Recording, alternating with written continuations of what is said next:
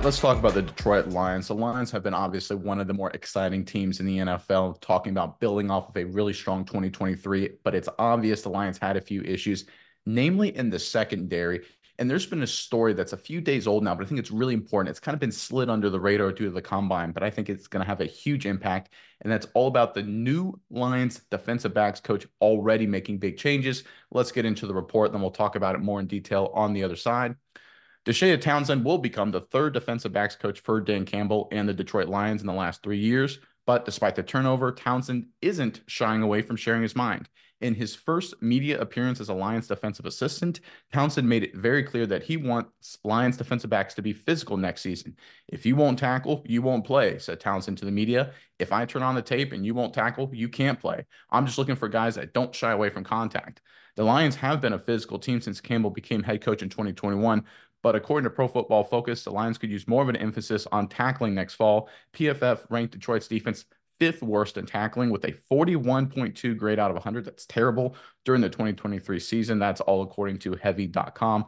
And honestly, I think the secondary was the brunt of that. I think the front seven was pretty good. Tackling, physicality in the secondary will be a huge point of emphasis for the Lions going forward. I love these comments from Deshae Townsend. Miles, I'm curious what your thoughts are on this, but first, Lions fans in the comment section below. Look, now that the combine is starting to wrap up, we're getting an eye towards what the free agent picture is going to look like, who's going to be available. Who do you think the Lions should target in free agency specifically? Who's a veteran that's going to become a free agent that you think the Lions really need to go after? Give us that guy in the comment section below. But Miles, give me your thoughts on this report involving the Lions' new defensive backs coach and what it means for Detroit going forward.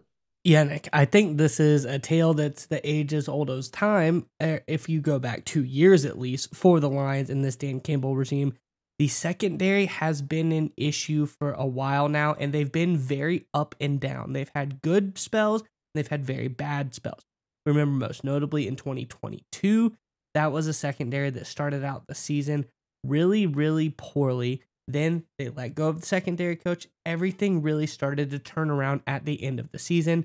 Then 2023, Dre Bly comes in, kind of same issue, just really just not good. Now I'm hoping they have found the right guy in Deshae Townsend, and I really like what he has to say, because when I bring up inconsistency and he brings up physicality, I think those two things really overlap well when you look at some of the Lions' star players in the secondary.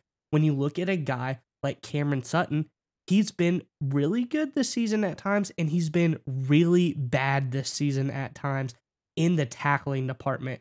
He's got a game where he goes 70 tackling PFF grade, then he goes to 37, 44, 77, 30. It's very up and very down from game to game for him. 55 grade overall in the tackling department isn't great because the low lows, the 20s, the 30s in the tackling grades really drag you down when you look at PFF.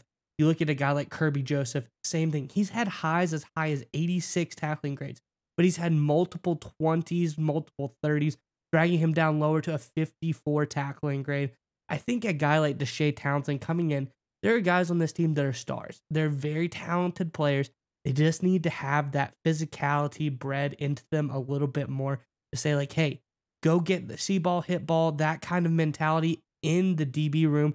I think is going to be very good. And a guy like Deshae Townsend seems like he can come in and do what Dan Campbell's been doing for this whole team for the DB room. Change the culture, change everything going on with the Lions DBs, and I think this is the guy to do it.